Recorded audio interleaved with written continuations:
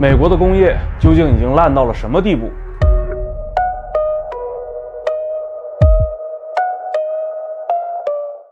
我们这趟美国行啊，是租了一辆通用汽车的中型 SUV 开，从纽约出发，一路走一路拍，一直开到南边的德克萨斯。我寻思，通用好歹也是咱们教科书上提过的大企业，又是2024年的新款，大厂出品应该差不到哪儿去吧？结果一个上车就让我体验到了什么叫做冷战时代的遗产。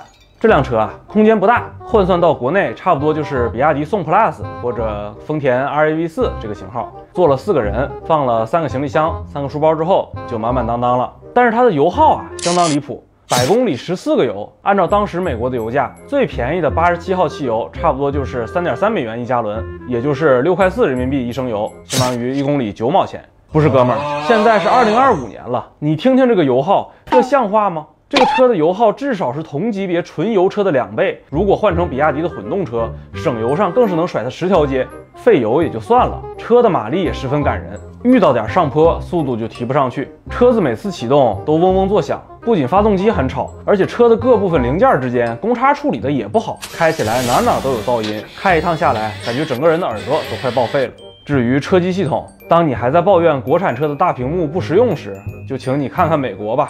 车机系统基本上是10多年前的技术，连接方式呢还是 CarPlay， 纯的板砖老年机，可以说打着手电筒都看不着任何闪光点。就这样一个冷战科技打造的车，在美国卖的还挺好，满大街跑的很多都是这个叫吉姆斯的品牌。但是这样的车放在国际市场能活吗？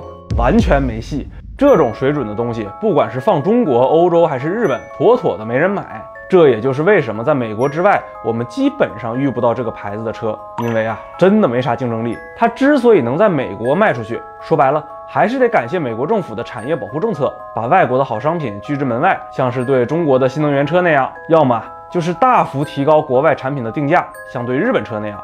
用各种各样的政策手段强行打压外国商品，美国生产的这些残次工业品才能勉强不被一拳打趴下。这种操作啊，让我想起了上世纪70、80年代苏联笑话里的那些苏联产品。你说它能不能生产？能生产，老百姓也买得起，那个质量就不行。一开起来，除了喇叭不响，哪儿都响。不光是车，别的产品也是如此。冰箱和空调只要一打开，就哇哇吵得你睡不着觉。